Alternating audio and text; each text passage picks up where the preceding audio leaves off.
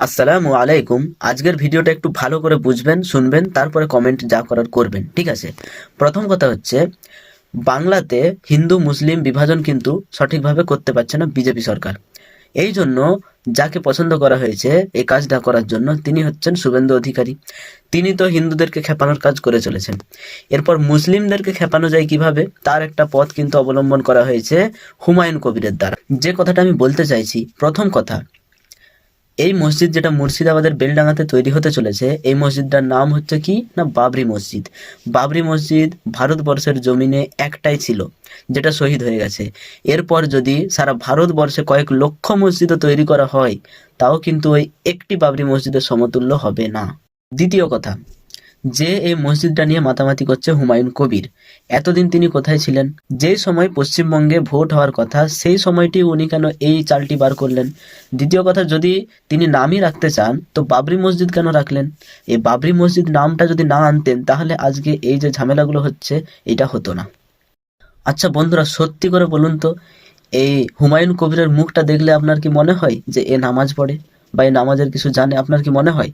যদিও এটা আমার বলা উচিত নয়, তাও বলছি, একটা মানুষের মধ্যে একটা ব্যাপার থাকে। এটা পুরোপুরি একটা হিন্দু মুসলিম দাঙ্গা লাগানোর চেষ্টা করা হচ্ছে, সোজা সাপটা কথাই বোঝা যাচ্ছে সেটা। তৃতীয় কথা হচ্ছে, হুমায়ুন কবির খুব একটা পরিষ্কার মানুষ না, ঠিক আছে? 2019 সালে বিজেপির টিকিটে ভোট লড়েছিল, জিততে পারেনি। এখন আবার বলছে বেলডাঙাতে ভোট লড়বো, আর একটা কোথায় ভোট লড়বে, তারপরে জিতে নাকি মুখ্যমন্ত্রীর কাছে যাবে। তো ভাই পাল্টুবাজ সব এরা, ঠিক আছে? এরা বিজেপির সাথেও ধোকাধাড়ি করেছে, মমতার সাথেও ধোকাধাড়ি করেছে, এই জন্য তাকে বার করে দিয়েছে। এখন কি হবে না, মুসলিমরা তো এমনিতেই বোকা, মসজিদ বললেই ছুটে চলে আসবে। ওই জন্য একটা পথ অবলম্বন করছে যে বাবরি মসজিদ তৈরি করব।